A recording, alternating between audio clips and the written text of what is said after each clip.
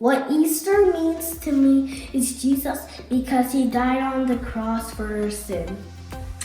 What Easter means to me is Jesus dying on the cross for our sins, and now I get to spend eternity with God.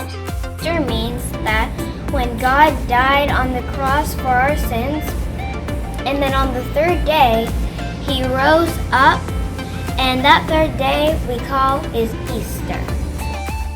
Easter means about God died for us for 3 days and he rose back again. I'm so happy about Easter. It is when Jesus died so that we don't have to. He paid for the biggest sacrifice. We don't have to use animals' blood anymore. I'm so glad that he died and rose again. Yay! My mom asked me, what is Easter all about?